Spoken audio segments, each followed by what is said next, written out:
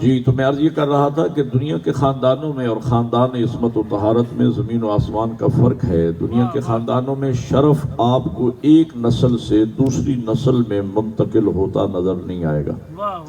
میں مثال دوں گا تو میرے عزیز بچے بھی سمجھیں گے، میرے بزرگ تو مجھ سے بہتر جانتے ہیں۔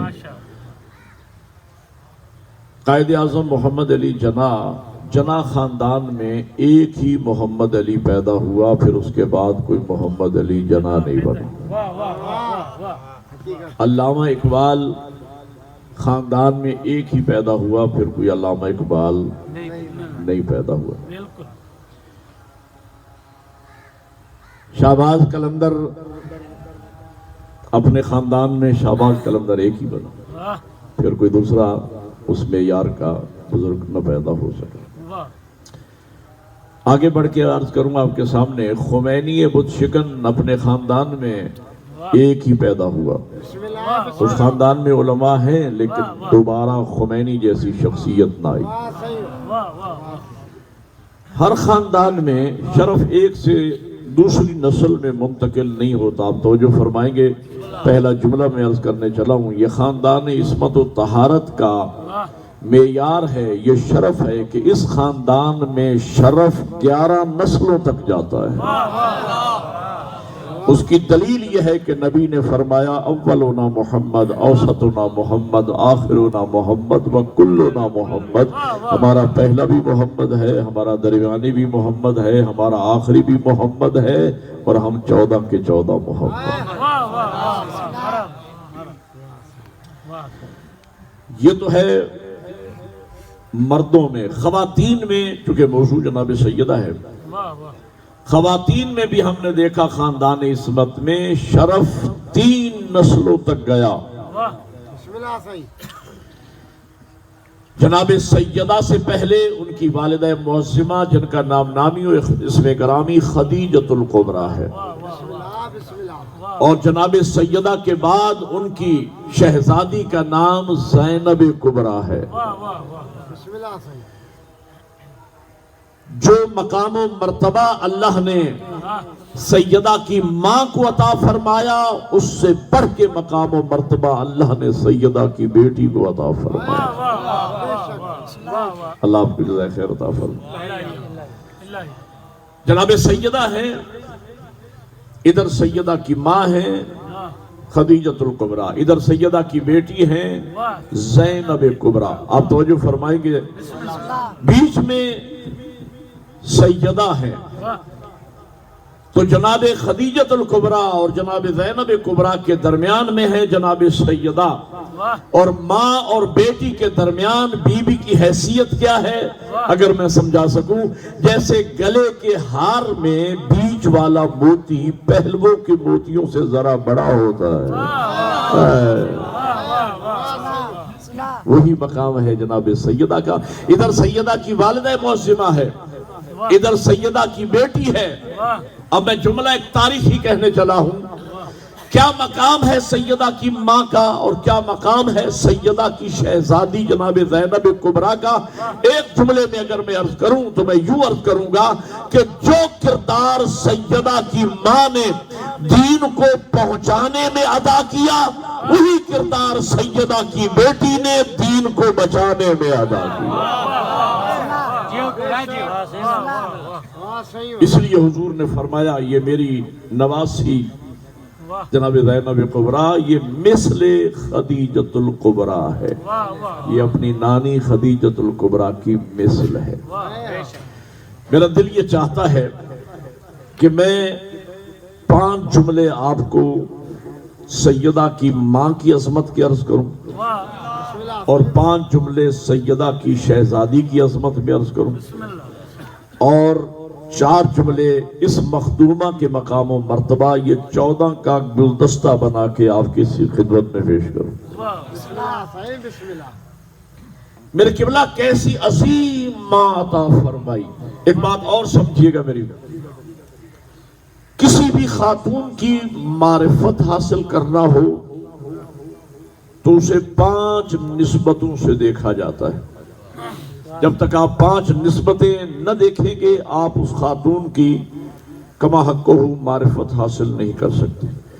کسی بھی خاتون کی پہلی نسبت یہ ہوتی ہے کہ وہ کس باپ کی شہزادی ہے،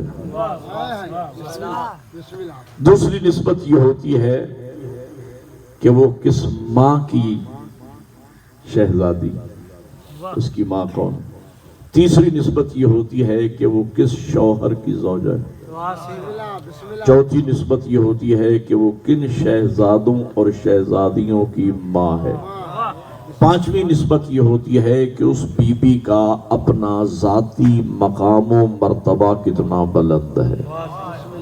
یہ 5 نسبتیں بھی میں عرض کر سکتا ہوں، لیکن میرا موضوع ان مخدرات کا ذکر آپ کے سامنے کرنا ہے۔ ادھر سیدہ کی ماں ہے، ادھر سیدہ کی بیٹی ہے۔ 5 جملے سیدہ کی ماں کی عظمت میں، یہ 5 جملے نہیں ہیں، یہ 5 مجلسیں ہیں جو میں آپ کو سنا رہا ہوں ایک ایک جملے میں۔ آپ کی ذوق سماعت پہ اعتماد کرتے ہوئے توجہ فرمائیں گے۔ جناب سیدہ کی والدہ معظمہ خدیجۃ الکبریٰ، میں نے تھوڑا بہت مطالعہ کیا ہے، میں نے سیدہ کی والدہ معظمہ کے 70 خواص جمع کیے ہیں، تاریخ میں سے، کتابوں میں سے 70 خصوصیتیں میں نے چنی ہیں، اکٹھی کی ہیں۔ وہ 70 شرف جو اللہ نے عالم نسواں میں سوائے سیدہ کی ماں کے اور کسی کو عطا نہیں فرمائے، ان میں سے 5 شرف میں صرف آپ کے سامنے گنواؤں گا۔ یہ میرے خمسے کا موضوع ہے، یہاں صرف 5 شرف۔ پہلا شرف سیدہ کی ماں کو یہ ملا کہ جنہیں سب سے آخری نبی کی سب سے پہلی زوجہ ہونے کا شرف حاصل ہے۔ آپ پتہ نہیں توجہ بھی فرما رہی ہیں، جنہیں سب سے آخری نبی کی سب سے پہلی زوجہ ہونے کا شرف حاصل ہے۔ دوسری خصوصیت اس مخدومہ کی یہ ہے کہ جن کی زندگی میں حضور نے دوسری شادی نہیں فرمائی۔ ایک بات یاد رکھنا، جناب خدیجۃ الکبریٰ کے بعد ایک وقت میں کئی حرم نبی کی زوجیت میں رہے، 9 بیویاں تو وقت وفات نبی کی زندہ تھیں۔ جب حضور کی وفات ہوئی 9 حرم 9 بیویاں نبی کی زندہ تھی۔ بعض روایات میں ہے کہ حضور کی 11 بیویاں تھی، بعض میں ہے کہ 13 بیویاں تھی، اور بعض نے 23 تک روایات لکھی ہے۔ یہ 4 والی شرط امتیوں کے لیے ہے، نبی کے لیے نہیں تھی۔ ایک بات میں آپ کو سمجھا دوں، حضور نہ شرعی اعتبار سے ہم جیسے تھے، نہ ظاہری اعتبار سے ہم جیسے تھے۔ توجہ ہے یا نہیں؟ ظاہری اعتبار سے نبی ہم جیسے نہیں تھے، نہ شرعی اعتبار سے ہم جیسے تھے۔ ظاہری اعتبار سے ہم جیسے کیسے نہیں تھے؟ ہم آگے دیکھ سکتے ہیں، پیچھے نہیں دیکھ سکتے۔ آپ مجھے دیکھ رہے ہیں، میں آپ کی زیارت کر رہا ہوں، آپ کے پیچھے کیا ہے آپ نہیں دیکھ پا رہے، میرے پیچھے کیا ہے میں نہیں دیکھ پا رہا، لیکن میرے نبی کا خاصہ یہ تھا، جیسے آگے دیکھتے تھے ویسے ہی پیچھے دیکھتے تھے۔ اور فرما رہے دوسری خصوصیت میرے نبی کی یہ تھی، ہم جاگتے ہوئے بیداری کے عالم میں دیکھ بھی سکتے ہیں، سن بھی سکتے ہیں، لیکن نیند کے عالم میں نہ ہم دیکھ سکتے ہیں نہ ہم سن سکتے ہیں۔ میرے نبی کا خاصہ یہ تھا، جا کے کتابوں میں پڑھ لیجئے، میرے نبی جیسے جاگتے ہوئے دیکھتے اور سنتے تھے، ویسے ہی نیند کے عالم میں دیکھتے بھی تھے اور سنتے بھی تھے۔ ہم میں سے اگر کوئی صاحب اپنا لعاب دہن گلی میں ڈال دے تو حکومت کی طرف سے بورڈ لگ جاتے ہیں کہ ٹی بی پھیلنے کا خطرہ ہے۔ حضور کی سیرت میں جا کے پڑھیں، لکھا ہے حضور کے فضائل میں کہ جس کھارے اور کڑوے کنویں میں حضور اپنا لعاب دہن ڈال دیتے تھے، شہد کی طرح میٹھا ہو جاتا تھا۔ اللہ صلوات صلی اللہ محمد۔ توجہ فرما رہے شرعی اعتبار سے بھی نبی ہم جیسے نہیں تھے۔ کیسے؟ یعنی شرعی اعتبار سے امتی ایک وقت میں اگر عدالت قائم کر سکے، بڑی مشکل ترین شرط ہے، تو وہ 4 بیویاں رکھ سکتا ہے۔ نبی کے لیے 2 4 5 10 کی قید نہیں تھی۔ بسم اللہ۔ امتی کے لیے نماز شب پڑھنا، نماز تہجد پڑھنا مستحب ہے، نبی پر نماز شب پڑھنا واجب تھا، پوری زندگی بطور واجب نماز شب میرے نبی پڑھتے رہے۔ تو میں کہنا یہ چاہ رہا تھا کہ نبی کے 9 حرم تو وقت وفات زندہ ہے۔ دوسری خصوصیت سیدہ کی ماں کی یہ ہے، 25 سال جناب خدیجۃ الکبریٰ نبی کی زوجیت میں رہی، 25 سال، 15 سال اظہار نبوت سے پہلے اور 10 سال اعلان نبوت کے بعد جناب خدیجہ نبی کی زوجیت میں رہی۔ ان 25 سالوں میں حضور نے دوسرا عقد نہیں کیا، حضور نے دوسری شادی نہیں فرمائی۔ کیوں نہیں فرمائی؟ اس کے 2 جواب مجھے عرض کرنا ہے۔ ایک تو اس لیے نہیں فرمائی کہ جناب خدیجۃ الکبریٰ کی زندگی ہر کارنر سے اتنی کامل ترین زندگی تھی کہ نبی کو دوسری شادی کرنے کی ضرورت ہی محسوس نہیں ہوئی۔ اور اگلا جملہ سنیے گا، دوسری وجہ یہ ہے کہ شریعت مقدسہ میں لازم ہے کہ اگر کوئی مرد 2 بیویاں رکھے، 2 حرم ہو، 2 زوجہ رکھے، تو دونوں کو ہم پلہ رکھے، دونوں کو برابر رکھے، دونوں میں عدل و انصاف کرے۔ نگاہ توحید میں اللہ کی پوری کائنات میں کوئی عورت خدیجہ کے ہم پلہ ہوتی تو نبی کی بیوی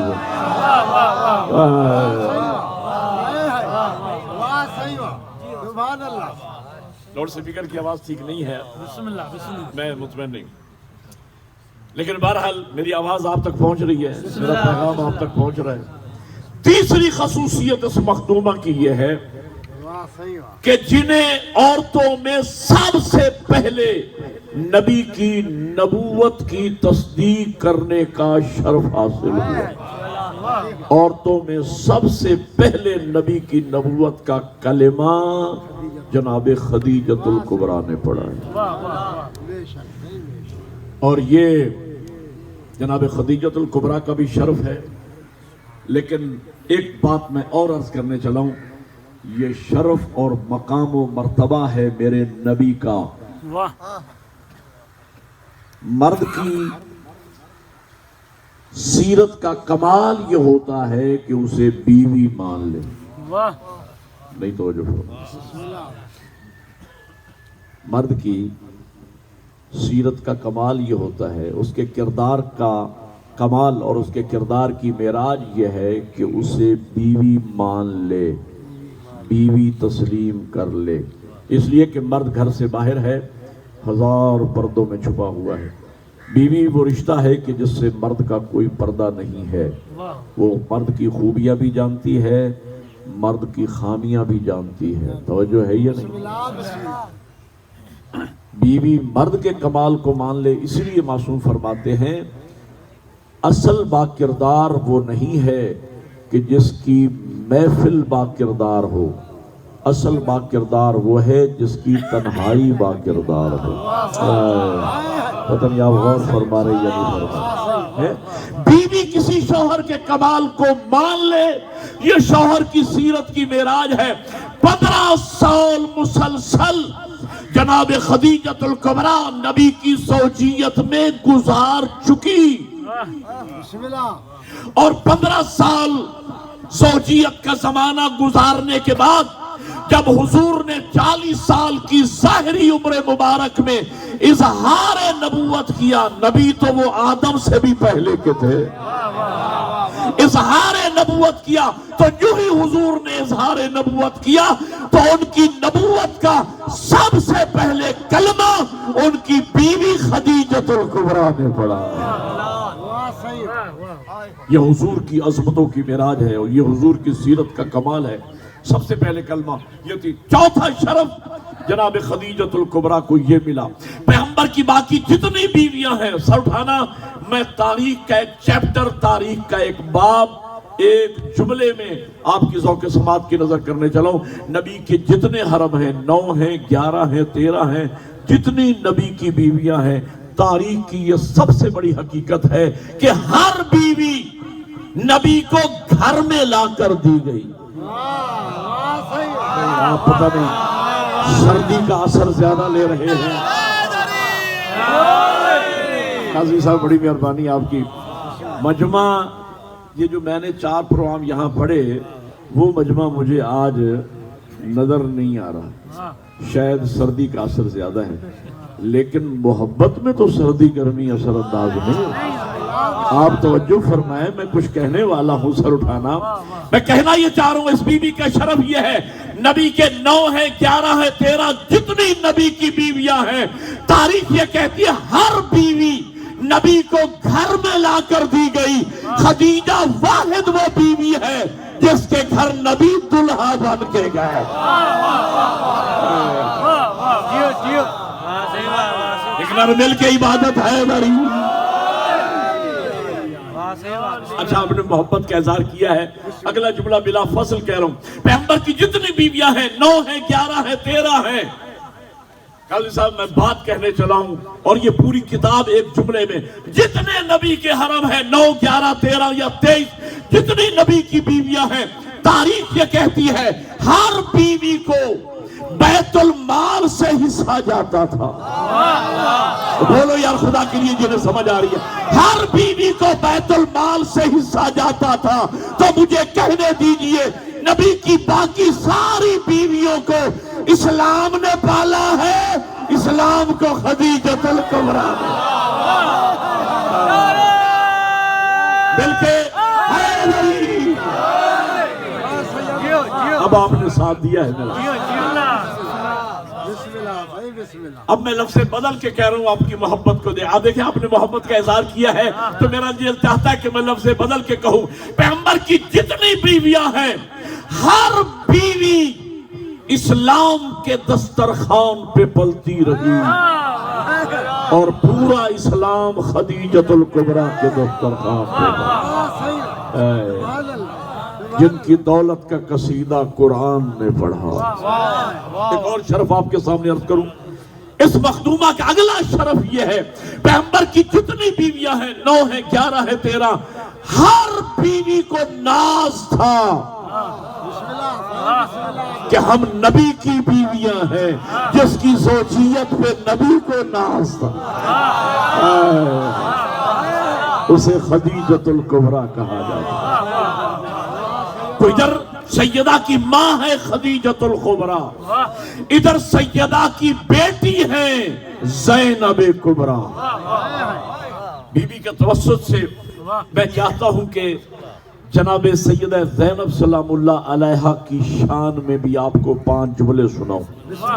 ہیں آمادہ و تیار؟ بزرگان تشریف فرما ہے، مجلسی لوگ بیٹھے ہیں، ایک دینی درسگاہ بھی آپ کے حوضہ علمیہ آپ کے پڑوس میں ہے، اہل علم علماء کو سننے والے لوگ ہیں۔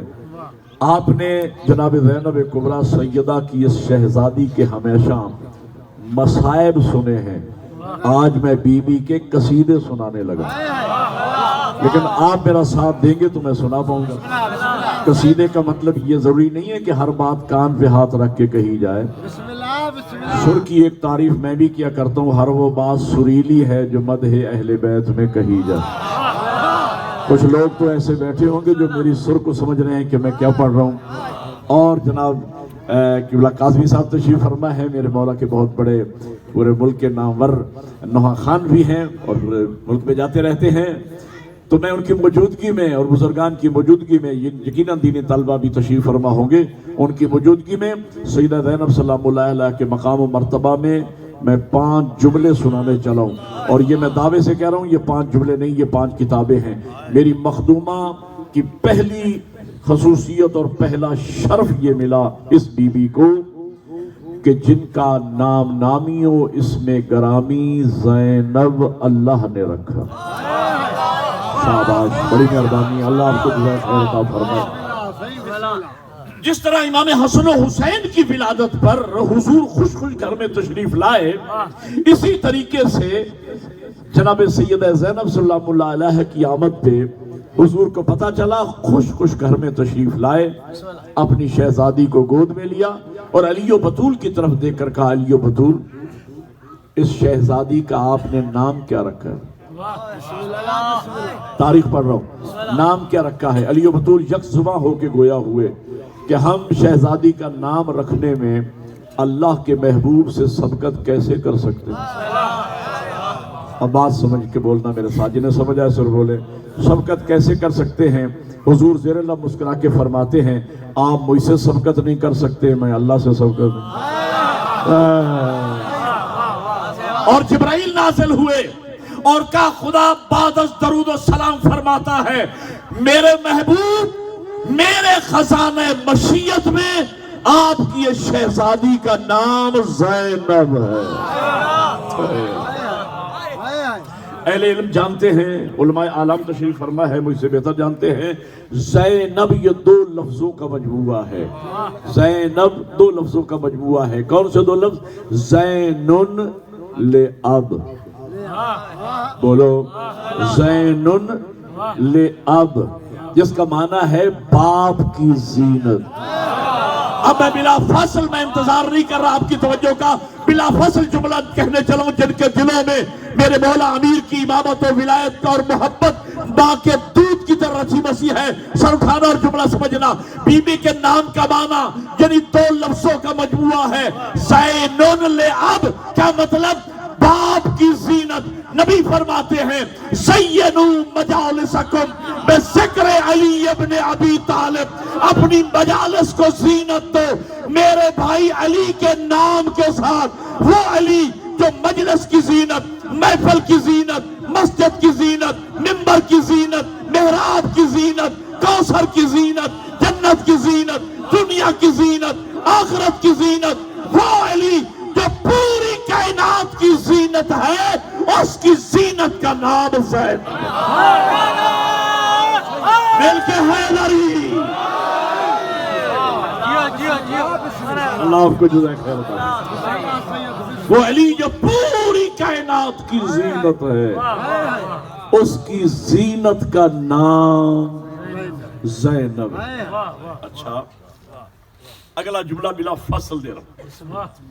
جس گھر میں بی بی تشریف لائی اس گھر میں پیتن پاک پہلے سے موجود تھے۔ اب ظاہر کہ زیر منبر یہ ان پرورش پانے والے اذہان بیٹھے ہیں، ماں کی گودیوں سے آپ امام حسین کی اس اوپن یونیورسٹی کے سٹوڈنٹ ہیں، توجہ ہے یہ نہیں؟ او بھائی یہ مجلس حسین یہ ادارہ ہے کربلا والوں کا، یہ اوپن یونیورسٹی ہے زہرا کے بیٹے کی، اور یہ فقط یونیورسٹی ہی نہیں ہے، یہ سکول بھی ہے، یہ کالج بھی ہے، یہ یونیورسٹی بھی ہے۔ سکول میں آپ کو لڑکے ملیں گے، کالج میں آپ کو نوجوان ملیں گے، یونیورسٹیز میں آپ کو جوان ملیں گے۔ جہاں گرل کیمپس ہیں وہاں بوائز نہیں ہوتے، جہاں بوائز ہوتے ہیں وہاں گرلز نہیں ہوتی۔ یہ کیسا تعلیمی ادارہ ہے کربلا والوں کا، یہاں آپ کو پرائمری کا بچہ بھی ملے گا، 90 سال کا بوڑھا بھی ملے گا۔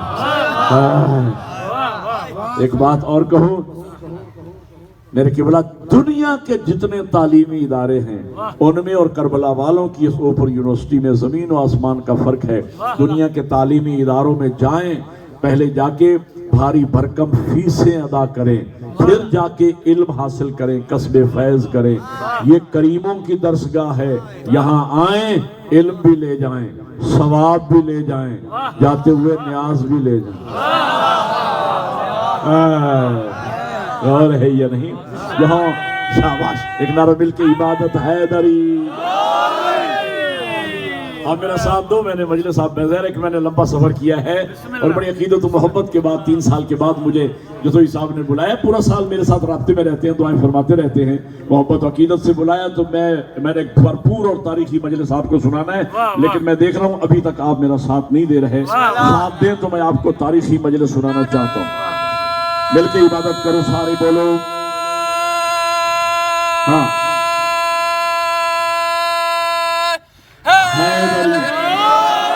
جس گھر میں میری مخدومہ تشریف لائی اس گھر میں پیتن پاک پہلے سے موجود تھے۔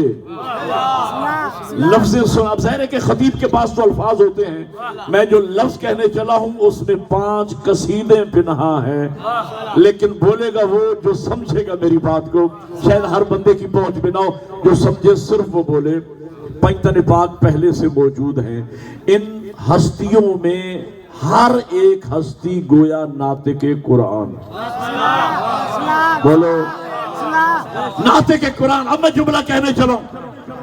اگر جناب زینب کو نانا گود میں لے تو وہ قرآن. پتہ نہیں آپ کیا سن رہے ہیں یار. اگر بابا علی گود میں لے تو وہ قرآن.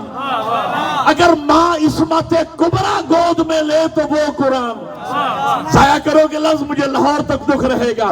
اگر بھائی حسن بہن کو گود میں لے تو وہ قرآن. اگر بھائی حسین زینب کو گود میں لے تو وہ قرآن. تو مجھے کہنے دیجئے زینب اس حدیث کا نام ہے جو قرآن کی گود میں پلی ہے.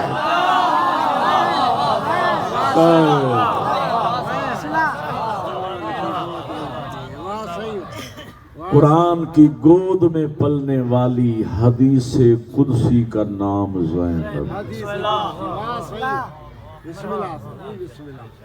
تیسرا جملہ سنانے چلو.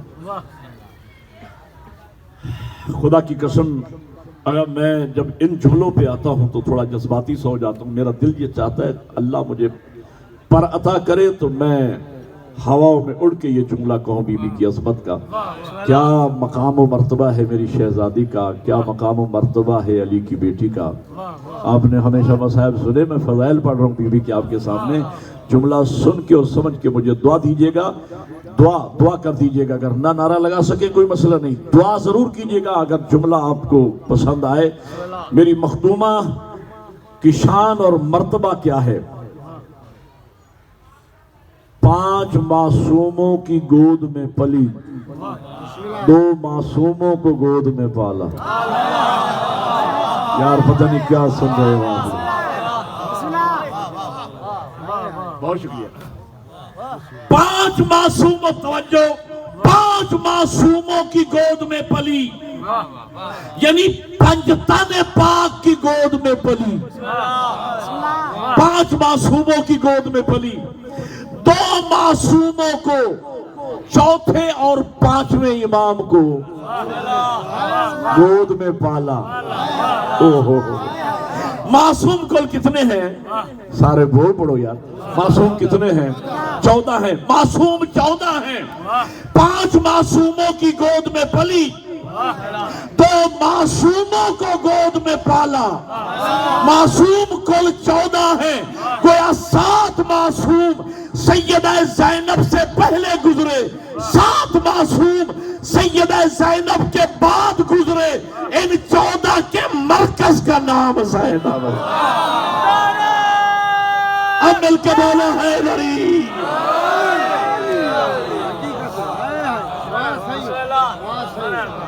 ان 14 کے مرکز کا نام, ان 14 کے مرکز کا نام زینب ہے. بہت شکریہ جی. تیسرا جملہ سنیے گا.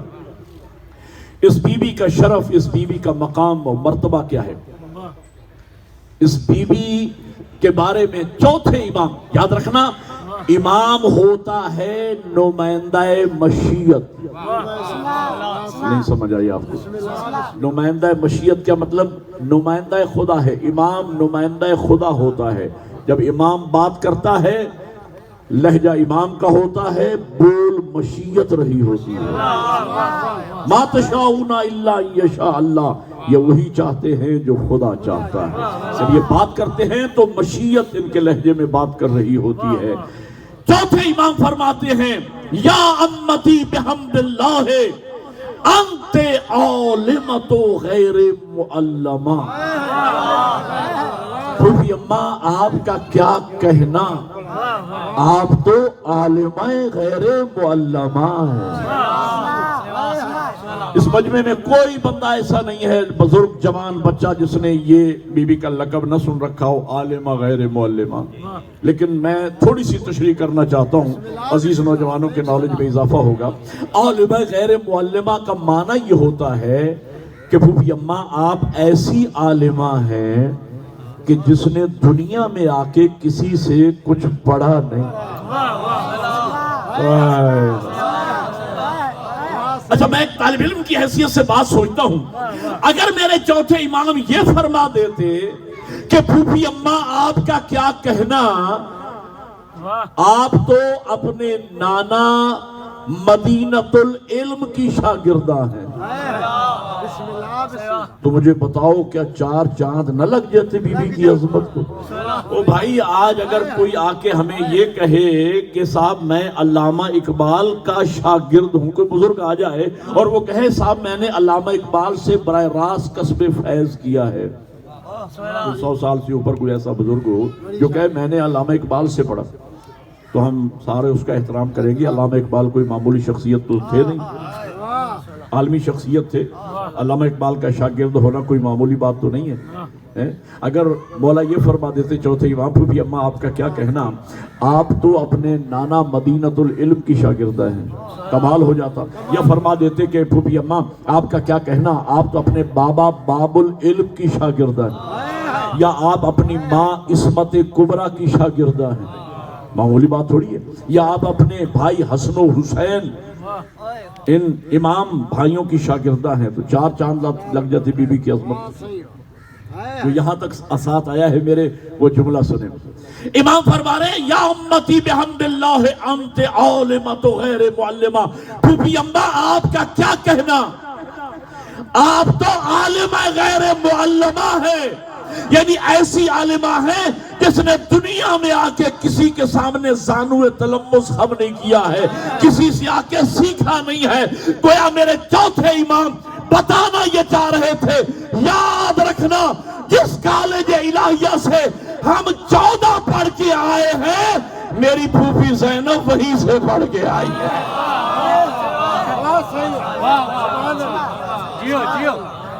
جو مبنی علم ہم 14 کا ہے، وہی مبنی علم میری پھوپھی زینب کا ہے. اللہ آپ کو جزائے خیر عطا فرمائے. بی بی کا لقب ہے عقیلہ بنی ہاشم. توجہ ہے یہ عقیلہ بنی ہاشم. عقیلہ بنی ہاشم. اب یہ اہل علم خصوصاً دینی طالب علم یا علماء کرام جو بیٹھے ہیں وہ محظوظ ہوں گے. عقیلہ بنی ہاشم، بی بی کا لقب عاقلہ بنی ہاشم نہیں، عقیلہ بنی ہاشم. 2 لفظ، ایک ہے عاقلہ، ایک ہے عقیلہ. سمجھانے کے لیے عرض کر رہا ہوں، ایک لفظ ہے ناصر، ایک ہے نصیر، ایک ہے عالی، ایک ہے علی. عالی کا معنی بھی بلند ہے، علی کا معنی بھی بلند ہے، لیکن زمین و آسمان کا فرق ہے. عالی اور علی میں زمین و آسمان کا فرق ہے. عالی اس بلند کو کہا جاتا ہے جو کبھی بلند ہو پھر پست ہو جائے، پھر بلند ہو جائے پھر پست ہو جائے. علی اس بلندی کا نام ہے جس نے زندگی میں پستی دیکھی نہ ہو. تو جو ہے یہ میرے مولا کا نام عالی نہیں ہے، علی ہے. اور میں نے ابھی عرض کیا کہ مقام سیدہ زینب کو سمجھنا ہو تو پہلے مقام علی کو سمجھو. اس لیے کہ بی بی کا نام ہے زینب، یعنی باپ کی زینت. توجہ ہے یہ نہیں؟ کون کیسا باپ ملا جناب زینب کو، کیا مقام و مرتبہ ہے. ایسا باپ جس طرح جناب زینب کا نام اللہ نے زینب رکھا، باپ کا نام بھی اللہ نے علی رکھا. نام اللہ نے علی رکھا. علی کا معنی وہ بلندی جس نے زندگی میں پستی دیکھی نہ ہو. کچھ شرف میرے مولا علی کے بھی ایسے ہیں. مثلا نام اللہ نے علی رکھا بلند، اور علی وہ ہستی ہے، سیدہ کے بابا علی وہ ہیں کہ جنہیں اللہ نے امیر المومنین بنایا.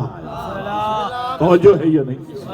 اللہ نے علی کو امیر المومنین بنایا، اور یہ لقب بھی خاص ہے میرے مولا علی کے ساتھ. امیر المومنین کا لقب اللہ نے خاص کیا ہے میرے مولا علی کے ساتھ. علی کے علاوہ آپ کسی نبی، کسی امام کے نام کے ساتھ امیر المومنین نہیں لگا سکتے. یہ لقب مخصوص ہے. بعض پروٹوکول مخصوص ہوتے ہیں. جل جلالہ ربی یہ ذات توحید کا پروٹوکول ہے. اللہ کے علاوہ آپ کسی کے نام کے ساتھ جل جلالہ لگائیں گے تو یہ شرک ہے. سمجھ آ رہی میری بات؟ جل جلالہ صرف اللہ کی ذات ہے. صلی اللہ علیہ وآلہ وسلم یہ میرے نبی کا پروٹوکول ہے. علیہ السلام یہ اہل بیت کا پروٹوکول ہے. رضی اللہ یہ اصحاب کا پروٹوکول ہے. بولو یار. امیر المومنین یہ خطاب اللہ نے آسمانوں سے صرف علی ابن ابی طالب کے لیے نازل فرمایا. امیر المومنین. میرے مولا حسن مجتبیٰ کو کسی نے پکارا یا امیر المومنین.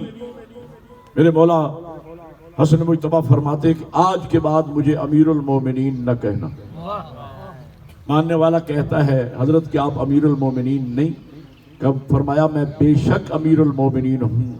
کہا مولا میں آپ کو امیر المومنین کہوں؟ فرمایا نہ، یہ لقب اللہ نے خاص کیا ہے میرے بابا علی ابن ابی طالب کے ساتھ. یہ لباس تھا علی کا، یہ لقب تھا علی کا. بادشاہوں کو پسند آ گیا. اب آپ متوجہ ہی نہیں ہے میں کیا کروں. بادشاہوں کو یہ لقب پسند آ گیا، چرا کے لے گئے. میں ایک بات کہا کرتا ہوں، اگر بادشاہ کا لباس فٹ پاتھ پہ بیٹھے ہوئے کسی کنگال فقیر کو پہنا دیا جائے تو وہ مسخرہ ہی تو لگے گا. اگر بادشاہ کا لباس کسی غریب کو کنگال کو پہنا دیا جائے تو لباس پہننے سے وہ بادشاہ تو نہیں بن جائے گا، وہ مسخرہ ہی تو لگے گا. یہ لباس تھا علی کا. اللہ نے میرٹ پہ علی کو امیر المومنین بنایا. بات آ گئی ہے اور حکم بھی ہے کہ اپنی مجالس کو زینت دو. میرے بھائی علی کے ذکر کے ساتھ تو بات آ گئی ہے تو سیدہ کے بابا کا ایک جملہ کہہ کے پھر جناب سیدہ زینب کی عظمت کے آخری جملے کہہ کے میں بی بی کی طرف آ رہا ہوں. یہ لقب امیر المومنین اللہ نے علی کو میرٹ پہ عطا فرمایا. علی کے شرف دیکھ کر، علی کی خدمات دیکھ کر، علی کے کمالات دیکھ کر، علی کے اوصاف دیکھ کر اللہ نے میرٹ پر علی کو امیر المومنین بنایا. لقب بادشاہوں کو پسند آ گیا، چرا کے لے گئے. اب یہاں روک کر میں ایک اور بات کہنے چلا ہوں اور یہی بات اس مجلس کو تاریخی بنائے گی اگر آپ متوجہ ہوئے. لائق سجدہ اللہ کی ذات ہے. بولو یار، جو خدا کو لائق سجدہ مانتے ہو بولو. لائق سجدہ کون ہے؟ اللہ کی ذات ہے. اللہ کے علاوہ کسی کو سجدہ کرنا جائز نہیں ہے، شرک ہے اللہ کے علاوہ. سجدہ کسے کہتے ہیں؟ آسائے سبعہ کا کسی کے سامنے جھکانا. آسائے سبع یعنی پیشانی، ہاتھ کی 2 ہتھیلیاں، 2 گھٹنے اور 2 انگوٹھے زمین پر کسی کے سامنے ٹیکنا، یہ سجدہ کہلاتا ہے. یہ اللہ کے علاوہ کسی کے لیے جائز نہیں ہے. لائق سجدہ اللہ کی ذات ہے بس. قرآن مجید کی آیت ہے لیکن وہ سجدے والی آیت ہے. آیت پڑھوں گا تو مجھ پہ اور سب پہ سجدہ کرنا واجب ہو جائے گا. میں ترجمہ کر رہا ہوں. قرآن میں نص صریح ہے. اللہ فرماتا ہے سجدہ کرو اسے جسے معبود مانتے ہو. اور ہماری بنیاد کلمے کی لا الہ الا اللہ ہے. کوئی معبود نہیں ہے سوائے اللہ کے. تو اللہ کے علاوہ کوئی لائق سجدہ نہیں ہے. بسم اللہ بسم اللہ. یہ پیر کو سجدہ، یہ فقیر کو سجدہ، یہ دربار کو سجدہ، یہ فلاں کو سجدہ، شرک ہے. اللہ کے علاوہ کوئی لائق سجدہ نہیں ہے. یار میں اگر صحیح بات کہہ رہا ہوں تو بولو میرے ساتھ. کوئی لائق سجدہ نہیں ہے. سجدہ صرف ذات. اور ایک بات یاد رکھنا، تعظیمی سجدے کا وجود اسلام میں ہے ہی نہیں. لوگ اشتباہ کرتے ہیں، اپنی تفسیریں بیان کرتے ہیں. معصوم سے تفسیر لیں. جو لوگ کہتے ہیں حضرت آدم علیہ السلام کو ملائکہ نے آدم علیہ السلام کو سجدہ کیا. ملائکہ نے آدم علیہ السلام کو سجدہ نہیں کیا. ملائکہ نے بھی اللہ کو سجدہ کیا. آدم قبلہ تھا. پتہ نہیں میں سمجھا نہیں پا رہا. ایک سوال کا مجھے جواب دو تاکہ عزیز نوجوان یہ میرا میسیج لے کے جائیں. مجھے بتاؤ کہ آپ شیعہ سنی مسلمان دوست کعبہ کو سجدہ کرتے ہیں یا کعبہ کی طرف سجدہ کرتے ہیں؟ نہیں بول رہے یار. ایک تو لوڈ کی آواز مجھے سمجھ نہیں آ رہی چونکہ میں مطمئن، خطیب مطمئن نہیں ہو رہا، نہ نجوی صاحب مطمئن ہوئے، اور مجلس میں جو ردم ہے نا وہ اس لیے بھی نہیں بن رہا کہ لاؤڈ سپیکر ٹھیک نہیں. لاؤڈ سپیکر اتنا خرچہ ہوتا ہے تو لاؤڈ سپیکر ایکو ساؤنڈ اچھا لانا چاہیے. آئندہ کے لیے میں ذاکرین کا مسئلہ حل کر رہا ہوں. ضرور تو نہیں ہے کہ میں نہ آنا ہے، یا اگر ٹھیک ہو سکے ابھی کچھ بہتر ہوا ہے. اس کو شروع سے بہتر رکھنا چاہیے تھا تاکہ آپ کے سپیکر کی شکایت ہی نہ ہو. توجہ فرما رہے ہیں آپ حضرات؟ تھوڑا میرا ساتھ دینا، میں جملہ کہنے چلا ہوں. آپ مجھے بتائیں کہ آپ کعبہ کو سجدہ کرتے ہیں یا کعبہ کی طرف؟ اگر کوئی کعبہ کو سجدہ کرتا ہے تو وہ مشرک ہے. ہمارا رخ ہوتا ہے قبلہ کی طرف، سجدہ ذات توحید کو ہے. ملائکہ کا رخ آدم کی طرف تھا، سجدہ اللہ کے حکم کو تھا. یہ جو کہا جاتا ہے کہ جناب یعقوب علیہ السلام نے اور جناب یعقوب علیہ السلام کے 11 فرزندوں نے جناب یوسف کو دیکھتے ہی سجدہ کیا، یہ جناب یوسف کو سجدہ نہیں کیا، یوسف کو پاتے ہی اللہ کے شکر کا سجدہ. کربلا کے سوار بیٹھے ہیں، میں بھی 5-7 مرتبہ ہو کے آیا ہوں. جب بھی زائر کربلا میں داخل ہوتا ہے اور پہلی نگاہ پڑتی ہے روزہ شبیر پر، زائرین بسوں سے اترتے ہیں فوراً سجدہ کرتے ہیں. یہ مولا حسین کو سجدہ نہیں کرتے، یہ اللہ کے شکر کا سجدہ کرتے ہیں جس نے حسین ملایا، جس نے زہرا کے بیٹے کی زیارت کا شرف رکھا. لائق سجدہ صرف اللہ کی ذات ہے بس. دلیل میری سنیے گا، دلیل یہ ہے اگر اللہ کے علاوہ کسی کو سجدہ کرنا تعظیمی سجدہ، اللہ کے علاوہ اگر تعظیمی سجدے کا وجود اسلام میں ہوتا تو مولا علی نبی کو سجدہ کرتا. بولو یار خدا کے لیے. اس لیے کہ بعد از خدائے بزرگ توئی قصہ مختصر. اللہ کے بعد اگر سب سے بزرگ ترین کوئی ذات ہے تو وہ میرے نبی کی ذات ہے. اگر اللہ کے علاوہ کسی کو سجدہ جائز ہوتا تو مولا کائنات نبی کو سجدہ کرتا، سیدہ مولا علی کو تعظیمی سجدہ کرتا. یہ حدیث تو آپ نے سن رکھی ہے، پیغمبر کی حدیث ہے. پیغمبر فرماتے اگر اللہ کے علاوہ کسی کو سجدہ کرنا جائز ہوتا، شاباش شاباش، انہوں نے جواب دیا ہے، جائز ہوتا تو ہر بیوی کو حکم ہوتا کہ وہ شوہر کو سجدہ کرے. اگر جائز ہوتا،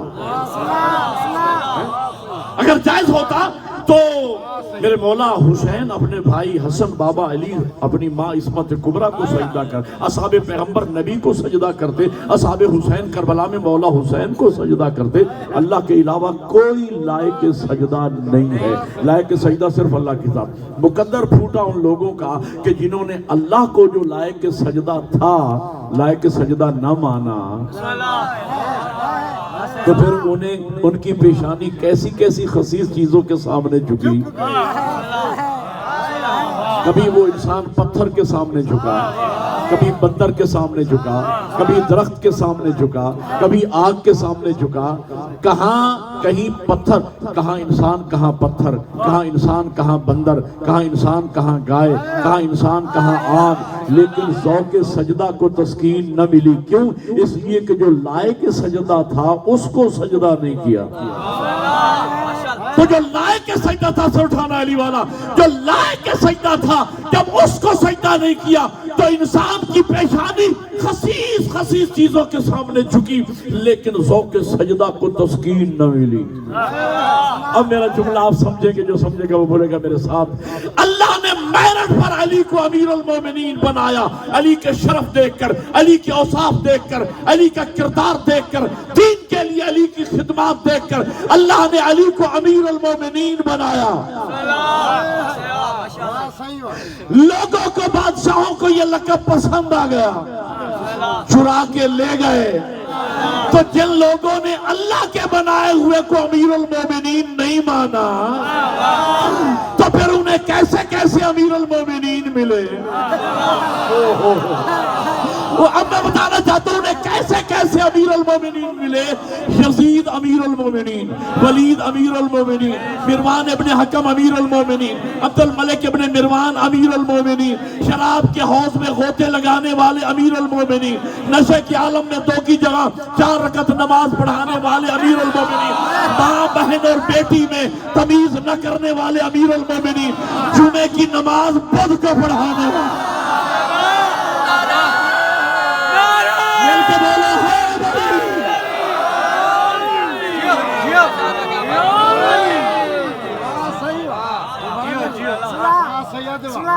بسم اللہ فائن بسم اللہ بولے ہیں لیکن بڑی مشکل بولے ہیں۔ توجہ فرما رہے ہیں۔ میں جملہ ابھی کہنا ہے میں نے جس کا میں نے آپ کو وعدہ کیا۔ توجہ فرمائیے گا، تاریخی بات کہنے چلو۔ جب اللہ کے بنائے ہوئے کو جسے اللہ نے میرڈ پہ امیر المومنین بنایا اسے نہیں مانا تو پھر کیسے کیسے لوگوں کو امیر المومنین ملے؟ یزید امیر المومنین، ولید امیر المومنین، مروان ابن حکم امیر المومنین، شراب کے حوض میں غوطے لگانے والے امیر المومنین، نشے کے عالم میں 2 کی جگہ 4 رکعت نماز پڑھانے والے امیر المومنین، ماں بہن اور بیٹی میں تمیز نہ کرنے والے امیر المومنین، جمعے کی نماز بدھ کو پڑھانے والے امیر المومنین۔ تو میں سوچتا یہ ہوں اور جب امیر المومنین ایسے ہوں گے تو مومن شمر جیسے ہوں گے۔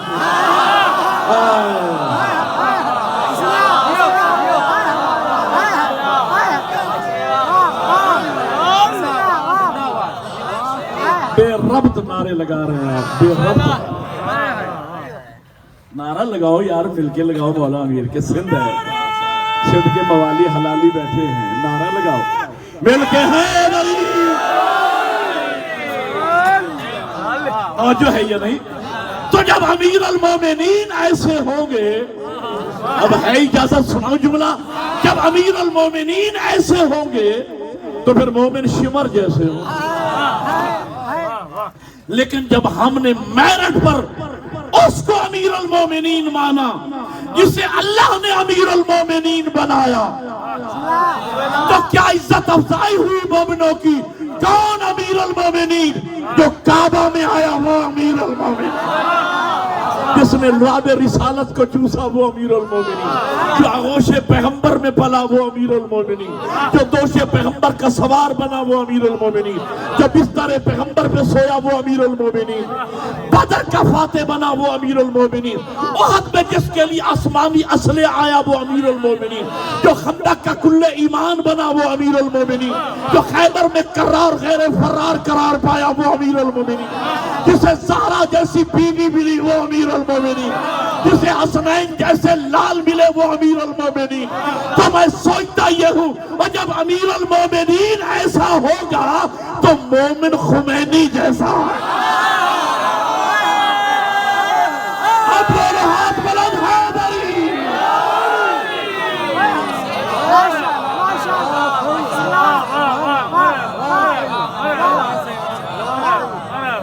جب امیر المومنین ایسا ہوگا تو پھر مومن خامنائی جیسا ہوگا۔ جب امیر المومنین ایسا ہوگا تو مومن سید حسن نصر اللہ جیسا ہوگا۔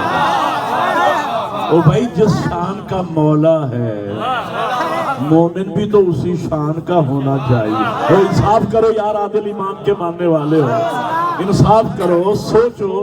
ابھی مجھے آفتاب بھائی ملاقات ہوئی، ناشتہ کرتے وہاں بیٹھے تھے تو آفتاب بھائی نے مجھے کہا کہ مولانا 3 سال پہلے آپ نے باتیں کی تھی، بڑی سیدھی صاف سیدھی سچی کھری باتیں کی، اس کے اثرات بھی مرتب ہوئے۔ ظاہر ہے کہ اثر ہوتا ہے، مجلس حسین کا پاکیزہ دلوں پہ اثر ہوتا ہے، اور وہ مجلس بعض احباب کو شاید یاد بھی ہو، میں نے جناب سیدہ عورت کی میں نے شرف بیان کیے تھے، بیٹی، بیوی، ماں اور مرد کی زندگی میں عورت کا کردار، اس پر میں نے بات کی تھی، اور رول ماڈل شادی بتائی تھی اسلام میں، اور اس پر میں نے بیٹیوں کے حقوق بیان کیے تھے اور وہ آج بھی مومنین کو یاد ہیں. اور مجھے خوشی ہوئی آفتاب بھائی نے مجھے بتایا کہ بعض نام بھی لیے انہوں نے, مجھے یاد نہیں, کہ بعض بزرگوں نے اس پہ اتنا اثر لیا اس تقریر کا کہ انہوں نے اس مجلس کے بعد بیٹیوں کو اپنی زندگی میں میراث میں سے حصہ دیا. یہ مجلس ہے, یہ ہے مجلس ہوتی اسی لیے ہے. تو میں ایک بات آپ سے انصاف چاہتا ہوں, عادل امام کے ماننے والوں, سیدھی بات کہنے چلا ہوں. اور یہ سیدھی بات کرنے کے لیے یہ پہلا بانی ہے جتوئی صاحب کے فرزند کہ جنہوں نے کہا مولانا بات آپ نے سیدھی کر. اگلا جملہ ان کا بڑا خوبصورت تھا, میں اپریشیٹ کر رہا ہوں. ان کا جملہ یہ تھا, بات سیدھی کریں, مجلس پڑھے سیدھی بات کریں چاہے ہمارے خلاف کیوں نہ جاتی. میں ممبر بھی ان کی حوصلہ افزائی کر رہا ہوں. یہ پہلا بانی مجھے ملا ہے 40 سالہ ذاکری میں جس نے کہا مولانا بات سیدھی کرنا چاہے ہمارے خلاف ہی کیوں نہ ہو. اور قرآن میں حکم یہی ہے, یا ایھا الذین آمنوا اتقوا اللہ وقولوا قولا سدیدا. اللہ فرماتا ہے اے ایمان والو اللہ سے ڈرو, سیدھی بات کرو. میں سیدھی بات کرنے چلوں, عادل امام کے ماننے والوں میرا ساتھ دیجیے گا اگر میری بات سیدھی ہو. جب مولا ایسا ہے تو مومن خمینی جیسا ہوگا, خامنائی جیسا ہوگا, سید حسن نصر اللہ جیسا ہوگا. بھئی جس شان کا مولا تو مومن بھی تو اسی شان کا ہونا چاہیے یا نہیں؟ انصاف سے مجھے بتاؤ, جب مولا ہو علی جیسا تو کیا مومن کو بھنگی ہونا چاہیے, چرسی ہونا چاہیے, حفیمی ہونا چاہیے, بے نماز ہونا چاہیے, بد کردار ہونا چاہیے, ہمارا گرد ہونا چاہیے؟ مومن کیسا ہو؟ خدا کے لیے انصاف. یار سیدھی بات کرنے کو کہا ہے تو پھر بولو بھی تو صحیح. او بھائی جب مولا اس شان کا اللہ نے دیا ہے, مولا ایسا دیا ہے تو مومن بھی تو شان کا ہونا چاہیے. اور بڑی خوبصورت بات کہی, میری حوصلہ افزائی کی آفتاب بھائی نے, مولا انہیں سلامت رکھے. اور جتوئی صاحب کی آل اولاد اللہ ان کو دینی دنیاوی اہداف و مقاصد میں تمام مومنین کے بچوں کو اللہ کامیابیاں نصیب فرمائے. اور ایسے ہزاروں بانی اللہ پیدا فرمائے جو ذاکر کو کہیں کہ ہماری خوشنودی کے لیے نہیں پڑھنا, آپ نے اللہ کی خوشنودی کے لیے پڑھنا. اور یاد رکھنا خدا کے لیے, میں نے اس سال 3 سال پہلے کی بات ہے, میں نے یہ جملہ کہا تھا جس کی حوصلہ افزائی آفتاب بھائی کر رہے تھے. انہوں نے فرمایا کہ آپ نے یہ کہا تھا بیٹیوں کو جہیز دینا واجب نہیں, میراث دینا واجب ہے. میری بیٹی مکان میں حصہ دار, دکان میں حصہ دار, مل میں حصہ دار, فیکٹری میں حصہ دار, بینک بیلنس میں حصہ دار. میرے بیٹے کا 2 حصہ ہے, بیٹی کا 1. یہ حصہ اللہ اور اس کے رسول نے اس کو دیا ہے. دے کے جاؤ دنیا میں. کہنے لگے اگر بیٹی کو میراث دے دیں گے تو غیر شریک لوگ آ کے ہماری زمین میں مکان میں حصہ دار بن جائیں گے. اور شریکوں کو جگر کا ٹکڑا دیتے ہو, زمین کا ٹکڑا کیوں نہیں دیتے؟ اور بیٹیوں کو نہیں دو گے تو قبر میں لے کے جاؤ گے. اولاً تو ظلم یہ ہے کہ باپ اپنی زندگی میں بیٹوں کے نام جاگیر کروا دیتا ہے, اور خود اگر باپ مر جائے اور نہ کروا سکے بعد میں بھائی یہ کہتے ہوئے نظر آتے ہیں کہ میاں ہم نے تو بہنوں سے مکان زمین کا حصہ معاف کروا لیا ہے. میں کہتا ہوں بھائیوں کو کہ مرد بنو نہ مرد نہ بنو, تم اپنا حصہ بہنوں کو معاف کرو.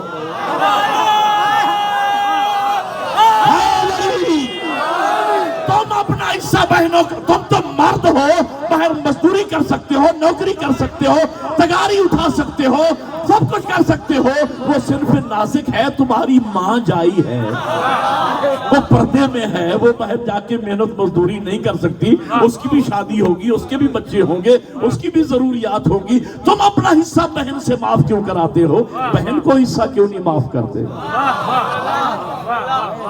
یہ میں نے ایک جملہ دہرا دیا وہ مجلس تاکہ یاد دہانی رہے. اور یہ ایک بات خدا کے لیے, جناب سیدہ کی مجلس کر رہے ہو تو سیدہ کا کردار جب بیان کیا جائے تو اس کردار کو اپنانا ہے یا صرف نعرے لگا کے چلے جانا ہے؟ او یار مجھے بتاؤ اس مجلس کا مقصد کیا ہے؟ آ کے نعرے لگانا اور لنگر کھانا اور میں فیس جیب میں ڈال کے خوش ہوتا جا رہا ہوں، آپ اچھا لنگر کھا کے خوش ہوتے جا رہے ہیں، بانی خوش ہے کہ نعرے بہت لگے۔ یہ مقصد ہے عزاداری کا، یہ مقصد ہے مجلس حسین کا۔ اور بھائیو یہ کردار ہیں جن کرداروں کو اپنانا واجب ہے۔ اور جب ہمارا یہ عقیدہ ہے، قاضی صاحب میں بات کہہ رہے ہیں، جب ہمارا یہ عقیدہ ہے کہ یہ 14 کے 14 محمد ہیں، اور حضور کے بارے میں قرآن نے کیا کہا ہے؟ لَقَدْ كَانَ لَكُمْ فِي رَسُولِ اللَّهِ أُسْوَةٌ حَسَنَةٌ۔ حضور کی زندگی ہمارے لیے رول ماڈل ہے۔ اس سے خوبصورت ترجمہ نہیں ہو سکتا۔ رول ماڈل کیا مطلب؟ رول ماڈل کا مطلب یہ ہوتا ہے جیسے حضور نے زندگی گزاری ہمیں ویسے ہی ان کے نقش قدم پہ چلنا ہے۔ بیٹیوں کی شادیاں ایسے کرنا ہے جیسے نبی نے زہرا کی شادی۔ میں پوری مجلس اس پہ پڑھ چکا، دہرانا نہیں چاہتا۔ یہ کردار اپنانے کے لیے ہے۔ اب میں بات کہنے چلا ہوں اور میرے آنے کا حق تھا کہ ادا ہو جائے۔ میں نے لمبا سفر کیا ہے اور بڑے اخراجات کیے ہیں۔ جو توئی صاحب نے مالکی نے صحت و سلامتی کے ساتھ طول عمر عطا فرمائے۔ ایک بات انصاف سے پوچھتا ہوں خدا کے لیے، ایک تو میرے سوالوں کا جواب دینا، پھر اس کو لوہے دل پہ لکھ لینا، اس نقش کو مٹنے نہ دینا۔ سوال کا جواب دو، رسول رحمت کا ماننے والا ہو اور ظالم ہو؟ بولو خدا کے لیے۔ کلمہ پڑھتا ہے رحمت للعالمین کا، جس کا کلمہ پڑھتا ہے وہ ہے رحمت۔ کلمہ پڑھنے والا ظالم، کیا فیض ملا اسے رسول رحمت کا کلمہ پڑھنے کا؟ شاعر اہل بیت تشریف فرما ہے، اور بھی شعراء بیٹھے ہوں گے، باذوق لوگ بیٹھے ہوں گے، ایک ربائی سنانے کو دل کر رہے ہیں۔ یار پنجاب کے ذاکروں سے بڑی ربائیاں سنتے ہیں، منہ مارے ٹائم میں صفحہ چپ کرے ہوئے گالائے تو میں گالائے۔ ناپاک زبانوں سے نہ لو نام حسین، بولو یار جنہیں سمجھ آ رہی ہے، ناپاک زبانوں سے نہ لو نام حسین، لوٹی ہوئی دولت سے محرم نہ کرو۔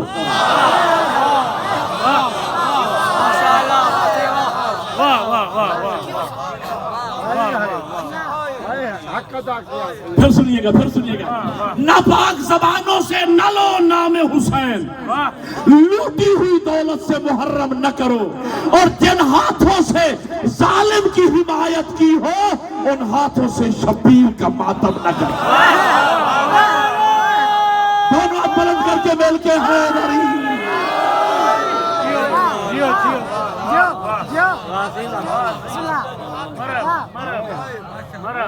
قبلہ مختار صاحب فرما رہے ہیں کہ ولا پڑھو، ہماری مرضی بھی ہے ولا پڑھو۔ ناپاک زبانوں سے نہ لو نام حسین، لوٹی ہوئی دولت سے محرم نہ کرو، اور جن ہاتھوں سے ظالم کی حمایت کی ہو ان ہاتھوں سے شبیر کا ماتم۔ رسول رحمت کا ماننے والا ہو اور ظالم ہو، کیا فیض ملا اسے رسول رحمت کا کلمہ پڑھنے کا؟ شیر خدا کا ماننے والا ہو اور بزدل ہو، علی کو ماننے کا فائدہ۔ حسن مجتبیٰ کا ماننے والا ہو اور مہمان نواز نہ ہو۔ سید الشہداء کا ماننے والا ہو اور موت سے ڈر جائے۔ زین العابدین کا ماننے والا ہو اور بے نواز ہو۔ نہیں، آپ نے غور ہی نہیں کیا۔ کیا میں قیمتی جواہر پارے آپ کو سنا رہا ہوں؟ آپ کے ذوق سماعت پہ مجھے تعجب آ رہا ہے، آج پہلے کبھی شکوہ نہیں ہوا، آج ہو رہا ہے۔ ایسی قیمتی بات میں نے کہی، آپ کا رسپانس بتا رہا ہے کہ آپ نے شاید غور نہیں کیا ہے۔ زین العابدین کا ماننے والا ہو، یعنی چوتھے امام کی امامت و ولایت کا اقرار کرتا ہے، امام زین العابدین ہے، ماننے والا بے نماز ہے، اسے کیا فیض ملا زین العابدین کی ولایت کا اقرار کرنے کا؟ ہمارے دل دکھے ہوئے، خدا کی قسم، یہ یہاں سندھ میں نہیں، سندھ محفوظ ہے 90% الحمدللہ۔ سندھ آل محمد کی نگری ہے، سرکار وفا کی نگری ہے سندھ کے سچے اور صادق شیعہ محفوظ ہیں، کافی حد تک محفوظ ہیں۔ پنجاب سے آنے والے بعض جہلاں نے یہاں فساد پھیلانے کی کوشش کی ہے، لیکن الحمدللہ سندھ کے مومنین ہوشیار ثابت ہوئے، باخبر اور بابصیرت ثابت ہوئے، انہوں نے ان لوگوں کو اثر نہیں لیا ہے۔ میں ان دنوں میں کافی الحمدللہ ابھی میں 7-8 مجالس یہاں پڑھ کے گیا ہوں، سندھ میں ایام فاطمیہ میں بھی، اور اس سے پہلے میں سفر میں 12-14 پروگرام میں پڑھ کے گیا ہوں۔ بڑے بڑے جلسے میں نے یہاں سندھ میں پڑھے ہیں۔ میں نے دیکھا ہے کہ 90% علماء مجالس سے خطاب کرتے ہیں، جہلا نہیں، علماء۔ ہم خدا کی قسم دل دکھے ہوئے، ہمارے مظفر گڑھ میں جلسہ ہو رہا تھا، نام نہاد علامہ، نہ زندگی میں مدرسے کا گیٹ پاس کیا، نہ زندگی میں کوئی کتاب پڑھی، ٹوپی رکھ کے علامہ بن گیا۔ توجہ ہے؟ تو یار ہمارے بزرگان جو علامہ تھے نا، بزرگان کی سیرت یہ رہی ہے، وہ علامہ پہلے بنتے تھے، مجلس بعد میں پڑھتے تھے۔ اب صورتحال یہ ہے کہ مجلس پہلے پڑھتے ہیں، علامہ بعد میں پڑھتے ہیں۔ نام نے اللہ مجلس پڑھ رہا تھا، میاں اصحاب کہف کے کتے نے کون سی نمازیں پڑھی؟ سارا زور اسی بات، اصحاب کہف کے کتے نے کون سی نمازیں پڑھی؟ اگر نجات نماز پہ ہوتی، اصحاب کہف کا کتا جنت میں جائے گا، اصحاب کہف کے کتے نے۔ اس کے بعد میں نے پڑھنا تھا، میں نے خطبہ پڑھے بغیر، جیسے ہی میں آیا میں نے بسم اللہ پڑھ کے آیت پڑھی، ابھی وہ جا رہا تھا، میں نے کہا صاحب سنتا جا۔ قرآن میں اللہ فرماتا ہے ان الصلاۃ کانت علی المؤمنین کتابا موقوتا، ہم نے وقت مقررہ پر نماز مومنوں پہ فرض کی ہے۔ میں نے کہا سنتا جا، نماز مومنوں پہ واجب ہے، کتوں پہ نہیں۔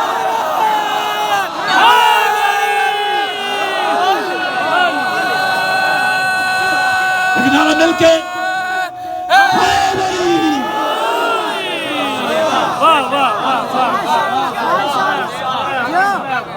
نماز مومنوں پہ واجب ہے، کتوں پہ واجب نہیں۔ میرے قبلہ یاد رکھنا، میں پہلی مجلس کے لیے یہاں آیا تھا، میرے مزاج سے واقف ہیں، جو توئی صاحب بھی میرے مزاج سے واقف ہیں، انہوں نے 2 اشرے میرے قدم کا مولا علی پہ سنے، اور جو میں نے آخری اشرہ وہاں پڑھا، وہاں میں نے قول سدید کھری بات کہی، جس کے بعد پھر مجھے اشرہ نہیں ملا، لیکن میں نے مڑ کے پیچھے نہیں دیکھا۔ میں رازق اللہ کو مانتا ہوں، ملتا حسنین کی جوتیوں کا صدقہ۔ میں کسی پانی کو اپنا رازق نہیں مانتا، نہ میں کسی کی خوشامد برآمد کرتا ہوں۔ میرے قبلہ یہاں قوم میں حالات، جو ہمارے جوانوں کی حالت اس لیے بگڑی ہے، اور جس مذہب کا مولوی بے دین ہو جائے، اس قوم کی نسلیں بد کردار ہو جاتی ہیں۔ یا تو ہمارے ممبر پہ جہلا آئے، اور جو عالم آئے ان میں سے 95% علماء نے مصلحت پسندی سے کام لیا کہ کہیں بانی ناراض نہ ہو جائے، کہیں اگلی مجلس نہ رد ہو جائے۔ میں راز خدا کو مانتا ہوں، ملتا حسنین کی جوتیوں کے صدقے میں ہے۔ میں نے پہلی مجلس پہ آپ کو حق اور سچ بات کہی تھی، اور میں نہیں گھبراتا۔ ایک مجلس میں پڑھ رہا تھا، یہی میں نے حقوق کی بات کی کہ بیٹی کو میراث دینا واجب ہے، میراث تو بیٹوں کو دیتے ہو، بیٹیوں کو کیوں نہیں دیتے، قبر میں لے کے جاؤ گے۔ ایک بندہ بیچ میں بول پڑا، اس نے کہا شاہ جی بڑی سونی مجلس پڑھ رہے سو، سارا سواد ہی مجا چھڑیا۔ میں نے کہا آپ کو سواد تب آتا جب آپ بیٹی کا حق دے چکے ہوتے، بیٹی کا حق کھانے والے کو میری مجلس میں سواد کہاں سے آئے گا؟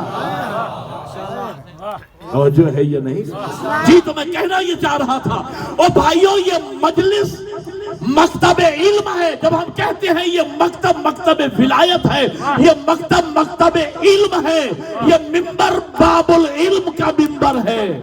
اور یاد رکھنا دنیا میں انہی سکولوں، کالجوں اور یونیورسٹیز کا معیار علم سب سے اپ ہوتا ہے جہاں پڑھانے والا سٹاف ہائی کوالیفائڈ ہے۔ تمہارے مکتب اور مجلس کا نام مکتب ولایت ہو، اور یہاں پڑھنے والے انگوٹھا چھاپ ہوں، کیا فیض پہنچاؤں گے تمہاری نئی نسلوں کو؟ یار اپنے بچے کو انگلش پڑھانے کے لیے تو ٹیوٹر بڑا ڈھونڈ ڈھانڈ کے لاتے ہو، اور قوم کے بچوں کو جاہلوں کے حوالے کرتے ہو۔ ناراض تو نہیں ہو رہے آپ ذرا؟ بھئی ناراض ہو گے تو زیادہ سے زیادہ اس سے بڑا کیا ہو سکے گا کہ اگلے سال نہیں بلاؤ؟ تو جب میں 3 سال نہیں آیا تو مولا نے رزق نہیں دیا مجھے، پھر بھی دے گا وہ ذات۔ میں اس بات کی پرواہ، تو میں کہنا یہ چلا ہوں، یہ مکتب علم ہے، یہاں مجلس کا مقصد دین پہنچانا، اور ہے یہ نہیں؟ ہاں تو زین العابدین کا ماننے ماننے والا ہو اور بے نماز ہو، کیا فیض ملا امام زین العابدین کو ماننے کا؟ باقر العلوم کو ماننے والا ہو اور حلال و حرام کا پتہ نہ ہو۔ امام باب العلم کو مانتا ہے۔ اور بھائیو خوش نصیب اور شیعان علی دنیا میں جتنے ہیں اسلام کے مکاتب ہائے فکر جتنے بھی ہیں، کسی مکتبہ فکر کے امام کا لقب نہ باب العلم ہے نہ باقر العلوم ہے۔ کتنے خوش نصیب ہو تمہارے مکتب کے امام کا لقب باب العلم بھی ہے اور باقر العلوم بھی ہے۔ باقر العلوم کا ماننے والا ہو اور حلال و حرام کا پتہ نہ ہو، طہارت و نجاست کا پتہ نہ ہو، جائز ناجائز کا پتہ، کیا فیض پایا باقر العلوم کو ماننے کا؟ امام جعفر صادق کا ماننے والا ہو اور جب بولے جھوٹ بولے۔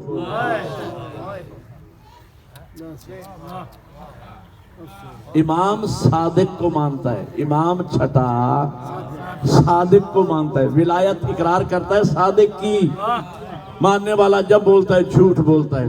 جھوٹے کا صادق سے کیا رشتہ ہے؟ بولو یار، ایک پیغام سنا دوں آپ کے صادق امام کا جن کی نسبت سے آپ جعفری کے بات آ گئی ہے تو سنیے، قول سدید سنیے گا، میں بات کہنے چلوں آپ کے اور میرے چھوٹے امام فرماتے یا شیعتنا کونو لنا زینا ولا تکونو علینا شینا، اے ہمارے شیعو ہمارے لیے زینت کا باعث بننا، ہماری توہین کا باعث نہ بننا۔ روایت کا معنی بالمفہوم عرض کرو، امام فرماتے ہیں لوگوں نے خدا کو نہیں دیکھا، ہمیں دیکھا، ہمارے ذریعے سے اللہ کو پہچانا، جب نمائندے ایسے ہیں تو بھیجنے والا کیسا ہو۔ امام فرماتے ایک زمانہ آنے والا ہے، ہمارا 12واں بھی پردہ غیب میں چلا جائے گا، لوگ ہمیں نہیں دیکھیں گے تمہیں دیکھیں گے، جس طرح ہم توحید کی معرفت کا سبب بنے ہیں، اے شیعو اس زمانے میں تم ہماری معرفت کا سبب بنو گے۔ امام صادق آپ سے تقاضا کر رہے ہو، جعفری کہلانے والا امام تم سے تقاضا کر رہے ہیں، اے میری نسبت سے جعفری کہلانے والا شیعہ، تیری شکل، تیری صورت، تیری سیرت، تیرا کردار، تیرا ظاہر، تیرا باطن ہماری سیرت کے کردار کے آئینے میں یوں ڈھلا ہونا چاہیے، دشمن تیرے چلن کو دیکھ کر کہے رحم اللہ علی صادق آل محمد، مالک ان کے چھٹے امام پر رحمت نازل کر، جس جعفری کا یہ کردار ہے اس کے امام جعفر کا کیا کردار؟ ہمارے لیے زینت کا باعث بنو۔ جملہ کہوں، سنیے گا جملہ، امام یہ چاہتے ہیں ہمارا شیعہ جام شوروں میں، تمہارے محلے میں، شہر میں، حیدرآباد میں، تمہاری شیعان علی، تمہاری دیانتداری، تمہاری امانتداری، تمہاری شرافت، تمہاری لیاقت پورے شہر میں اس قدر شہرت رکھتی ہو کہ جب ماں بیٹے کو سودا لینے کے لیے بھیجے تو کان میں کہہ کے بھیجے بیٹا سودا علم والی دکان سے لانا۔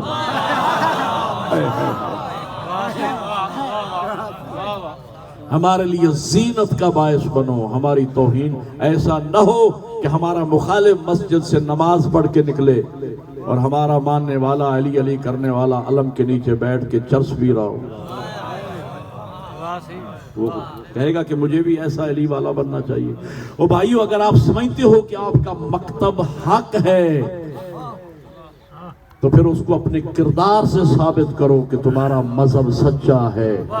اگر کردار سے ثابت نہیں کر سکتے تو آئندہ مذہب کی تبلیغ مت کرو کہ جو مذہب تمہیں چینج نہیں کر سکا وہ لوگوں کو بتانے کا کیا فائدہ۔ ناراض تو نہیں ہو رہے آپ؟ میں اختتام کی طرف لے کے جا رہا ہوں، مجھے حکم دیا گیا تو میں نے چند جملے بیچ میں کہہ دیے۔ ہاں، صادق کا ماننے والا اور جب بولے جھوٹ بولے۔ امام موسی کاظم کا ماننے والا ہو، کاظم کا معنی ہے غصے کو پینے والے، ترجمہ یاد ہے آپ کو؟ کاظم کا معنی ہے غصے کو پینے والے۔ 7واں امام باب الحوائج موسی کاظم کو مانتا ہے، ماننے والا گھر میں آتا ہے تو بم کی طرح پھٹ پڑتا، نہ بیوی محفوظ، نہ بچے محفوظ، نہ خاندان محفوظ، نہ چھوٹے محفوظ، نہ بڑے محفوظ، ہاں نہ حلقہ حباب محفوظ، جب بولتا ہے گالی بکتا ہے، جب بولتا ہے جھوٹ بولتا ہے، جب بولتا ہے لغویات بکتا ہے۔ لغویات بکنے والا اور گالیاں بکنے والا اور بد اخلاق و بد کردار بنو امیہ کا مرید تو ہو سکتا ہے، باب الحوائج موسیٰ کاظم کا مرید نہیں ہو سکتا۔ جیسا مولا مومن ویسا ہونا چاہیے. تو میں عرض یہ کر رہا تھا کہ جناب زینب سلام اللہ علیہ کا مقام و مرتبہ یہ ہے باپ کی زینت. وہ علی جو کائنات کی زینت ہے, اس کی زینت کا نام زینب ہے. میں نے عرض کیا ایک لفظ ہے علی, ایک ہے علی. علی کا معنی بھی بلند ہے, علی کا معنی بھی بلند ہے. علی وہ بلند کہ جو کبھی بلند ہو کبھی پست ہو جائے, پھر بلند پھر پست ہو جائے. علی اس بلندی کا نام ہے جس نے زندگی میں پستی دیکھی نہ ہو. میں ایک جملہ کہہ کے آگے بڑھ رہا ہوں. حضور نے فتح مکہ کے موقع پہ بتوں کو گرایا, جو بت اونچے تھے بلند تھے. فرمایا یا علی میرے کاندھوں پہ سوار ہو جائیے اور ان بتوں کو توڑ دیجئے. وہ ٹوٹ گئے. کسی نے کہا یا رسول اللہ کاش آپ یوں فرماتے کہ آپ علی کے کاندھوں پہ سوار ہو جاتے اور آپ وہ توڑ دیتے. تو حضور نے زیر لب مسکرا کے کہا کہ جسے میرا اللہ علی بنائے میں اسے پست کروں تو کیسے کروں. ایک لفظ ہے ناصر, ایک ہے نصیر. ناصر کا معنی بھی مددگار ہے, نصیر کا معنی بھی مددگار ہے, لیکن ناصر اور نصیر میں فرق ہے. ناصر اس مددگار کو کہتے ہیں جو کبھی مدد کرے کبھی نہ کرے. نصیر وہ مددگار جو ہر حال میں مددگار رہے. میرے مولا امیر کا لقب ناصر نہیں نصیر ہے. وَجْعَلْ لِي مِن لَّدُنْكَ سُلْطَانًا نَصِيرًا. اب میں جملہ عظمت بی بی کی عظمت کا جملہ کہنے چلوں. بی بی کا لقب ہے عقیلہ بنی ہاشم. ایک لفظ ہے عاقلہ, ایک ہے عقیلہ. عاقلہ اس بی بی کو کہتے ہیں کہ عقل کبھی اس کا ساتھ دے کبھی اس کا ساتھ نہ دے. عقیلہ اس خاتون کا نام ہے کہ عقل کسی بھی حال میں جس کا دامن نہ چھوڑے, اسے عقیلہ بنی ہاشم کہتے ہیں. میں لفظ ہے لیکن آپ مصائب کی طرف چلے جائیں گے, لیکن چلو آ گئی ہے بات تو میں کہہ دیتا ہوں. عقیلہ بنی ہاشم اس خاتون کا نام ہے کہ جس کی نماز شب 11 محرم کی رات کو قضا نہ ہو, جو بھائیوں کے لاشوں کے سامنے نماز تہجد قضا نہ کرے, اسے عقیلہ بنی ہاشم کہتے ہیں. ادھر سیدہ کی ماں ہے خدیجۃ الکبریٰ, بس وقت کافی گزر گیا ہے. ادھر سیدہ کی بیٹی ہے زینب کبریٰ. جو کردار سیدہ کی ماں نے دین کو پہنچانے میں ادا کیا, وہی کردار سیدہ کی بیٹی نے دین کو بچانے میں ادا کیا. سیدہ کی ماں نے سب کچھ دین پہ قربان کر دیا, سیدہ کی بیٹی نے بھی اپنا سب کچھ دین پہ قربان کر دیا. آپ تو رو پڑے, آپ کی آنکھوں میں آنسو آ گئے. پھر وقت بھی نہیں بچا, کافی 1 گھنٹہ ہو گیا ہے. میں نے مصائب پڑھنا ہے آپ کے سامنے. بی بی کا ذاتی مقام کتنا بلند ہے اس پر میں تفصیل میں نہیں جا سکوں گا. زندگی رہی پھر کبھی موقع دیا گیا تو میں مقام سیدہ آپ کے سامنے بیان کروں گا.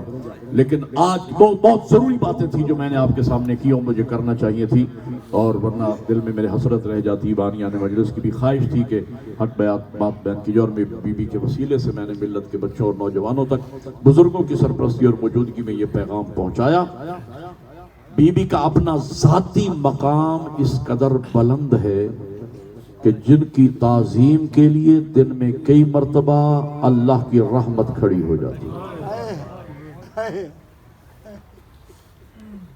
روایات میں بچپن تھا, بچپن میں بھی جب بھی کبھی جناب سیدہ بابا سے ملنے تشریف لاتی, رسول تعظیم کے لیے کھڑے ہو جاتے, اور فقط کھڑے نہ ہوتے, اپنی مسند پہ جناب زہرا کو بٹھاتے. اور میں نے علماء سے سنا اور کتابوں میں پڑھا ہے, فقط بٹھاتے نہ, اللہ کرے میں لفظ سمجھا لوں, جب تک زہرا بیٹھی رہتی رسول کھڑے رہتے. میں مثال دے رہا ہوں, میں 2-4 مرتبہ آؤں, کمرے میں داخل ہوں, جتوئی صاحب بیٹھے ہوئے ہوں, بزرگ ہیں میرے, آپ کے بھی بزرگ ہیں, اور ہر دفعہ میں آؤں وہ کھڑے ہو جائیں تو میں کہوں گا آپ میرے باپ کی جگہ ہیں, جتوئی صاحب آپ بار بار کیوں اٹھتے ہیں؟ تو کیا زہرا نہ کہتی ہوگی بابا سے، بابا میں آپ کی بیٹی ہوں، میں آپ کی شہزادی، بابا آپ میری تعظیم کے لیے کیوں اٹھتے ہیں؟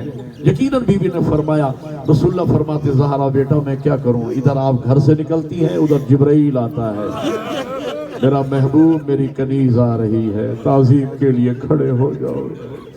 ہم رو اس لیے رہے ہیں، یہ صف ماتم بی بی کی جو تو صاحب نے اس لیے بچھائی ہے، ہم رو اس لیے رہے ہیں کہ جس کی تعظیم کے لیے دن میں کئی مرتبہ نبی کھڑا ہو جاتا تھا، وہی زہرا کئی گھنٹے کھڑی رہی دربار میں۔ استاد العلماء کا جملہ ہے، حافظ حسنین صاحب آپ نے سنا ہوگا، بہت انہوں نے سندھ میں پڑھا، ان کے بابا بزرگوار علامہ سید محمد یار شاہ نجفی قبلہ کا جملہ ہے، اور میں نے سید زادے کو ان جملوں پہ ماتم کرتے دیکھا۔ قبلہ فرما رہے تھے مسلمانوں نے رسول زادی کا حیا نہیں کیا، قدر نہیں کی، بطول کی قدر نہیں کی، رسول زادی کی قدر نہیں کی۔ جملہ سید زادے کا ہے اور درد بھرا جملہ ہے، جب بھی یاد آئے گا مصلی پہ عبادت ہو جائے گی۔ فرماتے کاش مسند پہ ہوتا رسول، دربار میں آتی بطول، پھر مسلمان کو پتہ چلتا کائنات لے کے آتی ہے یا پہلو میں ہاتھ۔ جزاک اللہ، تیاری کرو، میں نے مصائب کے لیے وقت بچایا ہے، میں نے آپ کو بی بی کا درد سنانا ہے۔ بڑا لمبا سفر کر کے آیا ہوں، سید ہوں، مسافر ہوں، آپ کا مہمان ہوں، آپ میرے شریف میزبان ہیں، میں آپ کو فرصت دیتا ہوں، آپ مجھے فرصت دیں۔ سادات مومنین تشریف فرما ہے۔ عزادارو، بڑی دکھیاری بیٹی رسول کی، بڑی دکھیاری بیٹی رسول کی۔ میں نے ابھی ذکر کیا سیدہ کی ماں کا، جناب خدیجۃ الکبریٰ، آخری وقت ہے جناب خدیجۃ الکبریٰ کا۔ پیغمبر گھر میں تشریف لائے، جناب خدیجہ کی حالت کو دیکھا، احسانات یاد آ گئے زہرا کی ماں کے، حضور کی آنکھوں میں آنسو آئے۔ زہرا کی ماں کتنی بڑی مالدار خاتون تھی تو، اتنی بڑی مالدار خاتون۔ حیات القلوب میں علامہ مجلسی نے لکھا ہے، جا کے پڑھ لیجئے گا، آقا نے لکھا ہے کہ 80,000 اونٹ مال تجارت کا ایک وقت میں عرب کے مختلف شہروں میں گشت میں ہوا کرتا تھا۔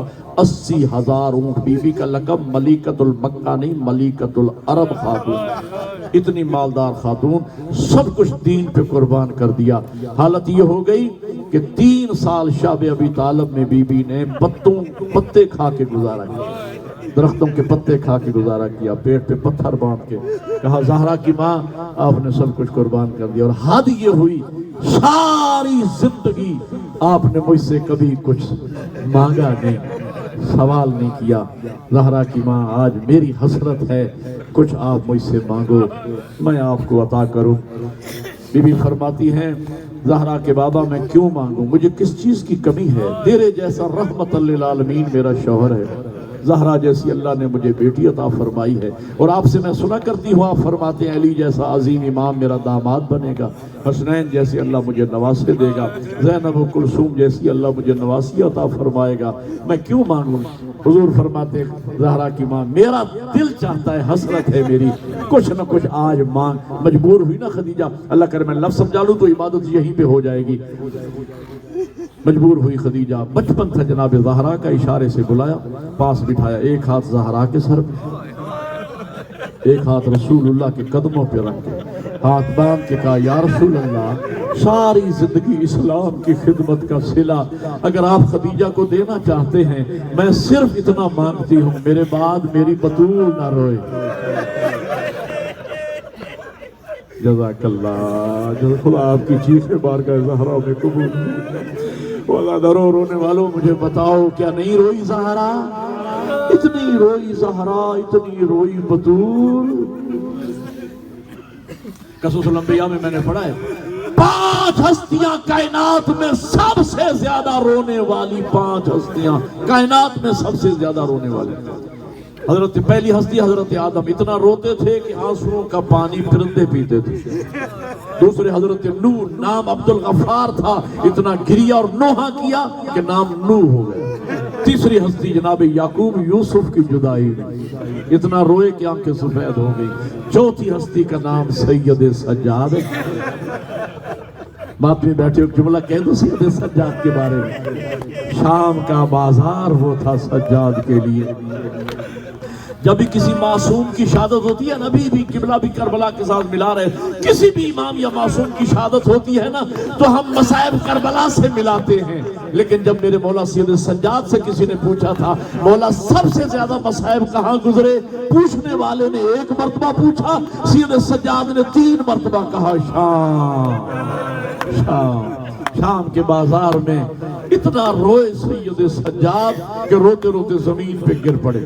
جناب زینب نے اٹھایا سر سید سجاد کا زانوں پہ رکھا، ایک جملہ کا اللہ کر میں پہنچا لوں کا، سجاد بیٹا کیا مرد یوں ہی روتے ہیں جیسے تو رو رہا ہے؟ تسلی کے لیے بی بی نے فرمایا سجاد بتا کیا مرد یوں ہی روتے ہیں جیسے تو رو رہا ہے؟ سید سجاد کی چیخ نکل گئی، پھوپھی اما انصاف کرو، کیا شریف زادیاں بازاروں میں یہ جیسے علی کی بیٹیاں بازاروں میں؟ چوتھی ہستی سب سے زیادہ رونے والی رسول زادی جناب زہرا، اتنی روئی بطول۔ آج بھی دستور ہے زمانے کا، کسی گھر میں مرگ ہو جائے نا دور نزدیک سے لوگ آتے ہیں، مرنے والے کے گھر میں آ کے پرسہ دیتے ہیں۔ کائنات میں واحد ماں ہے حسین کی جو اپنوں کا پرسہ لینے کبھی اس امام بارگاہ میں جاتی ہے، کبھی اس عزا خانے میں جاتی ہے۔ جزاک اللہ جزاک اللہ جزاک۔ اتنی روئی جناب زہرا، اس بی بی نے اپنے نوحے خود پڑھے۔ ابھی قبلہ فرما رہے تھے نا، اپنا مرثیہ بی بی نے خود پڑھا، بابا کی قبر کو گلے لگا کے بی بی نوحہ پڑھتی تھی، صبت علیہ مصائب لو انہا قالت صبت علی الایام سرنا لیالیا۔ او بابا تیرے جانے کے بعد مجھ زہرا پہ وہ مصیبتیں آئیں، دنوں پہ آتی دن سے راتوں میں بدل جاتے، پہاڑوں پہ آتی پہاڑ ریزہ ریزہ ہو جاتے۔ اتنی روئی جناب زہرا۔ عزادارو، بعض لفظیں کربلا سے منسوب ہیں لیکن ان کا تعلق پہلے مدینہ سے ہے۔ آگ کا تصور آتا ہے نا تو شام غریبہ کی طرف ذہن جاتا ہے، لیکن یاد رکھنا عزادارو، پہلی آگ شام غریبہ میں نہیں لگی، پہلی آگ رسول اللہ کی بیٹی زہرا کے دروازے پہ لگی۔ رسیوں کا تصور آتا ہے تو قیدی کربلا کے یاد آتے ہیں شام کے، لیکن سب سے پہلے رسی علی کے گلے میں ڈالی گئی۔ ایک جملہ کہوں، آپ کی آنکھوں میں آنسو، آپ ماتم کر رہے ہیں۔ عزادارو، ہمارے آئمہ میں سب سے بڑے مظلوم امام کا نام علی ہے، سب سے بڑے مظلوم امام کا نام علی۔ ہو سکتا ہے ماتمی عزادار سوچ رہے ہو مولانا مولا حسن و حسین بڑے مظلوم ہیں، یقیناً مظلوم ہیں، لیکن مولا حسین سے بڑے مظلوم کا نام علی ہے۔ دلیل ہے میرے پاس، دلیل سننا جو سن کے رونے کے عادی ہو۔ میرے مولا حسن و حسین مظلوم ہیں، لیکن خدا گواہ میرے مولا حسین نے ساری زندگی شہزادوں جیسی گزاری۔ میں قربان جاؤں، میرے مولا علی نے ساری زندگی مزدوروں جیسی گزاری۔ حسنین نے ساری زندگی توحید ناز برداریاں برداشت کر رہی ہے، جنت سے لباس آ رہے ہیں، نانا ناکا بن رہے ہیں۔ میں قربان جو میرے مولا علی کی ساری زندگی میدان جنگ میں دین کی خاطر لڑتے گزر گئی۔ عزادارو، دینی طالب علم ذاکر حسین ہوں، پورے وثوق سے بات کہنے چلو، میرے مولا حسین کی زندگی میں ان کے کسی حرم کو کوئی تکلیف نہیں آئی۔ او غیرت مند شیعہ، علی وہ مظلوم ہے، علی دیکھتا رہا زہرا کو تماشا لگا، علی دیکھتا رہا بطول کا دروازہ جلتا رہا، علی دیکھتا رہا۔ مدینہ میں اور کربلا میں فرق یہی ہے، توجہ رکھنا جو مصائب سننے کے عادی ہو، مدینہ میں اور کربلا میں یہی فرق ہے، کربلا میں ماؤں کے سامنے بیٹوں کو مارا گیا، مدینہ میں بیٹوں کے سامنے ماؤں کو مارا گیا۔ ایک جملہ ہے اور میرے پاس اس سے بڑا مصائب کا جملہ نہیں ہے، میں نے ایک کتاب میں پڑھا ہے، مدینے میں لوگ چوکوں میں بیٹھ کے مولا علی گزرتے تھے، تانے دیتے تھے، علی نے ہمارے مردوں کو مارا، ہم نے علی کی بیوی کو مارا۔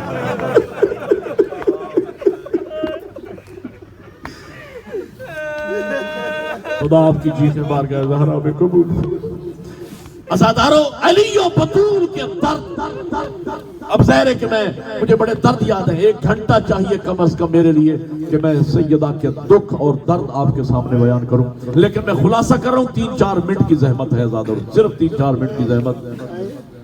علی و بطول کے درد اگر ایک جملے میں جمع کیا جائے نا تو وہ جملہ یہ بنتا ہے: زہرا کو علی کے درد کھا گئے، علی کو بطول کے درد۔ مصائب تو پڑھ دیا میں نے۔ زہرا کو علی کے درد کھا گئے۔ دو درد میں نے جناب زہرا کے سنانے ہیں، دو درد مولا علی کے اور آپ کی زحمت تمام۔ جو تاریخ سن کے رونے کی عادی ہو، مولا امیر گھر میں تشریف لائے، چہرے کی پریشانی کو محسوس کیا جناب زہرا نے، آنکھوں میں آنسو آ گئے، زخم بھول گیا۔ بی بی فرماتی: یا علی، میں نے سنا ہے لوگ آپ پہ سلام نہیں کرتے۔ علی جیسے بہادر کی چیخ نکل گئی: زہرا، اتنی بات ہوتی میں برداشت کر لیتا، ظلم یہ ہے میں سلام کرتا ہوں، لوگ میرے سلام کا جواب نہیں۔ اگلا جملہ میں نے ایک بزرگ سید عالم بزرگوار سے ایام فاطمیہ میں سنا، میرا جگر پھٹا ہوا ہے جب سے میں نے جملہ، اور میں نے اس سیدزادے کو ماتم کرتے دیکھا۔ فرما رہے تھے درد تھا بی بی کے جگر پہ، علی کا درد تھا کہ لوگوں نے علی کی ولایت کو بھلا دیا۔ جملہ سنیے گا، اور یہاں نہ رو سکو تو مصلی پہ عبادت کر لینا اگر یاد رہ جائے۔ فرماتے ہیں بابا کے بعد جتنے دن زندہ رہی، معمول تھا بی بی کا نماز فجر پڑھنے کے بعد برقع پہن لیتی تھی، حسنین کو ساتھ ملا لیتی تھی، ایک ایک صحابی کا دروازہ کھٹکھٹا کے کہتی تھی: او میرے بابا کے اصحاب گھروں سے نکلو، واقع غدیر کی گواہی دو، او میرے بابا نے علی کی ولایت کا اعلان کیا تھا۔ جملہ اگلا ماتم کا ہے۔ بی بی فرماتی: میرا درد یہ ہے جب لوگ دیکھتے تھے نا کہ وہ محمد کی بیٹی آ رہی ہے، وہ گھروں کے دروازے بند کر، اور میں روتی ہوئی واپس چلی آتی تھی۔ بابا تیرے جانے کے بعد زہرا کا احترام مسلمانوں نے بھلا دیا۔ دو درد علی مولا کے سنیے اور آپ کی زحمت تمام میں ماتم حسین کرنے چلوں۔ عزادارو، علی کو بطول کے درد کھا گئے۔ جتنے دن زہرا زندہ رہی، علی کے دکھ یاد کر کے روتی تھی، اپنے دکھ نہیں۔ اور علی سیدہ کے بعد جتنے دن زندہ رہے، زہرا کے دکھ یاد کر کے روتے رہے۔ معصوم کو غسل معصوم دیتا ہے۔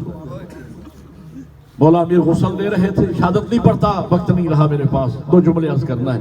ام ایمن پانی پکڑا رہی تھی، دوران غسل ام ایمن کے رونے کی آواز بلند ہوئی۔ مولا فرماتی: ام ایمن رو ضرور مگر آہستہ رو، تیرے رونے کی آواز سن کے میری زینب اور روتی ہے، میرے حسنین اور روتے ہیں۔ ماتم کا جملہ، اگلا جملہ صرف رونے کا نہیں، ماتم کا ہے، تمہارے مذہب میں ماتم جائز ہے۔ عزادارو، ام ایمن راویہ ہے، ابھی مولا مجھے تسلی دے رہے تھے کہ دوران غسل کوئی ایسا مرحلہ آ گیا، علی جیسے بہادر کی چیخیں بلند ہوئیں۔ میں نے قدموں پہ ہاتھ رکھ کے کہا: یا علی، اس قدر بلند آواز سے گریہ کرنے کا سبب کیا ہے؟ کہ علی نے منہ پہ ماتم کیا، ام ایمن بطول کی ٹوٹی ہوئی پسلیاں علی کو رونے پہ مجبور کر رہی ہیں۔ مجھے نہیں بتایا یا علی میرے پہلو کی پسلیاں ٹوٹ گئی۔ اور آخری درد سنیے گا عزادارو، غسل ملا، کفن پہنایا گیا، جنازہ تیار ہوا۔ مولا امیر فرماتے ہیں: حسن بیٹا جاؤ، شہزادے شہزادیوں سے کہو کہ ماں کا آخری دیدار کر لیں۔ شہزادے شہزادیاں آئے۔ اگلے جملے میرے نہیں ہیں، محسن ملت علامہ سید صفدر حسین نجفی صاحب قبلہ کے جملے ہیں، میرے استاد معظم تھے، میں نے اپنے کانوں سے جملے سنے۔ قبلہ فرما رہے تھے: 5 سال کی عمر مبارک ہے میرے مولا حسین کی، فاصلے پہ کھڑے ہیں، مولا حسن مجتبیٰ ہے، بھیا ماں کا آخری دیدار کر لو۔ میرے مولا حسین فرماتے: بھیا آپ جانتے ہیں میری ماں فخر مریم، جو تھکا نہیں نہ رو رو کے، اس کے لیے جملہ ہے، میری ماں فخر مریم ہے، میں فخر عیسیٰ ہوں۔ اگر مریم کفن سے اپنے بیٹے عیسیٰ کو بلا سکتی ہے، میری ماں شہیدہ ہے، زندہ ہے، جب تک اماں مجھے بلائے گی نہیں میں آگے نہ بڑھوں گا۔ یہ سننا تھا کہ انت و حنت و مدت یدیہا، بندے کفن ٹوٹ گئے، زہرا کے 2 ہاتھ برآمد ہوئے، آواز آئی: آؤ میرے کربلا کے غریب، آؤ میرے کربلا کے مسافر بیٹے۔ حسین آگے بڑھے، ماں کو گلے سے لگایا۔ یہاں میں نے 1 منٹ اور آپ کا لینا ہے۔ قاضی صاحب مجھے وقت نہیں بھولتا، کربلا کے زوار بیٹھے ہوں گے۔ 95 میں پہلی مرتبہ میں کربلا گیا، 95 میں پہلی مرتبہ۔ علامہ محمد عباس قمی شاید اکثر اب آپ نے ان کو سنا ہوگا، لاہور کے ابھی محرم میں فوت ہوئے ہیں۔ قبلہ ساتھ تھے، میں سکھر میں تھا، ان دنوں میں مدرسے میں پرنسپل تھا، میں یہاں سے ٹرین میں ان کے ساتھ، ٹرین کا سفر تھا، ہم کربلا پہنچے۔ غسل زیارت کے بعد ہو گئی مجلس، آپ نے گریہ کیا، مجلس ہو گئی۔